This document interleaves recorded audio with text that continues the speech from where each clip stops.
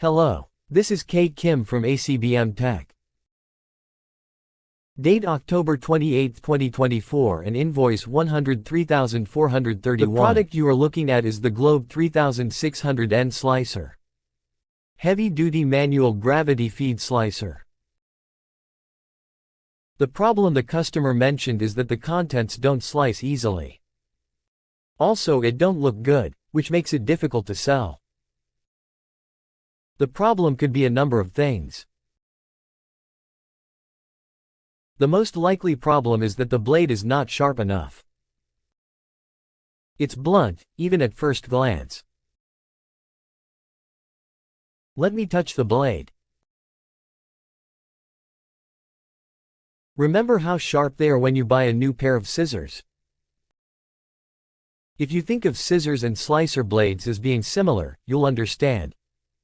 Right, the blades are very dull and not sharp at all. In this state, the blade doesn't slice through the contents easily and thinly. But let's check the condition of the blade itself.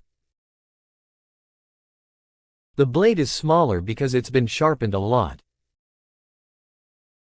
If the blade has gotten a lot smaller, it's time to replace it with a new blade. Because the new sharpening stone won't reach the shortened blade. Usually, a new sharpening stone will be able to reach the shortened blade. But only if there is still a blade left. I'll check the condition of the sharpening stone. I'm guessing it's pretty worn. The black plastic thing you see is the sharpener assembly. I'll take it out and show you. Let me show you the mechanism of the sharpener.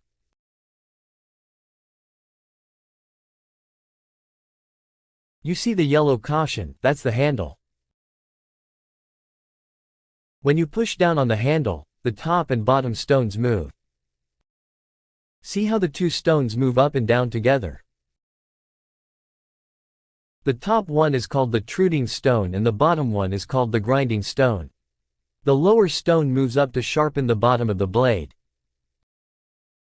And the upper stone moves down to sharpen the top of the blade. Notice again here that in this model, both the top and bottom stones move when you press the handle. So it's a mechanism that grinds the top and bottom together. Now, here's the hard part to explain. When you grind the top and bottom of the blade together, the blade is sharpened like an axe blade. It looks like a pencil. However, the blade of a slicer needs to be sharp on only one side. Because it needs to slice the contents into thin slices. This ensures that the next slice is also thin. What the troubleshooting stone on the top does is, when you grind the underside of the blade with the grinding stone, there's some crap that comes up to the top, and that's what it's for, to get rid of that. And let's take a quick look at the stones. The top troubleshooting stone goes against the top surface of the blade. But the bottom grinding stone doesn't close against the blade. The grinding stone may be worn and not closing against the blade. The blade might be shortened and the stones might not close. Let's have a mechanic check it out. One thing to show here. I'm going to remove the sharpener assembly to show you. There's a knob underneath the handle. I'm going to turn this and take it out. What you're looking at now is the sharpener assembly. The black frame is made of plastic. It's made of a special plastic, so it's supposed to be strong. But it's probably weaker than steel. The bracket that supports the sharpener assembly is surprisingly weak, so be careful. If the bracket breaks or is damaged, the sharpener assembly will not hold. I'll reattach it then.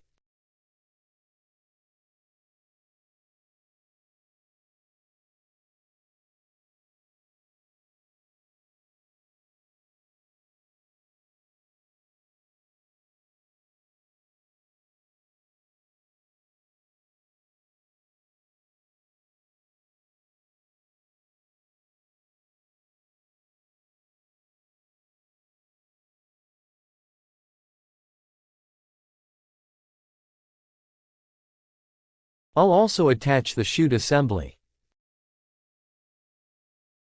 Tighten the chute knob. And make sure it moves freely from side to side. I'm done with my inspection and I'm going to hand it over to the mechanic.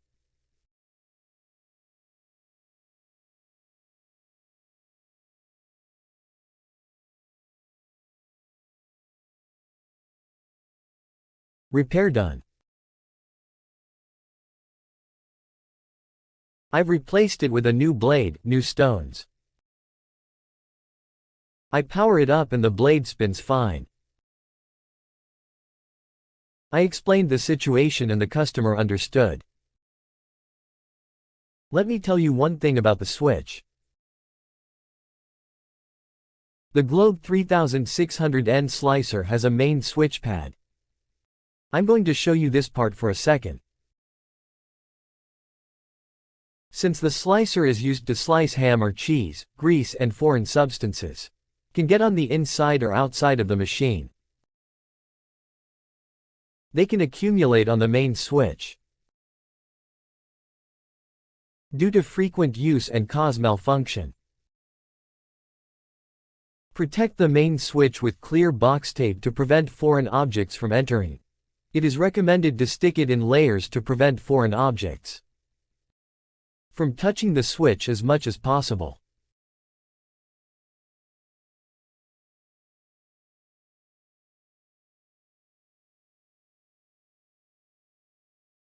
Activating the switch is no problem. This will slow down the damage to the switch from foreign objects. It's not a great maintenance practice, but it's a good way to reduce repair costs. Then get it back to normal.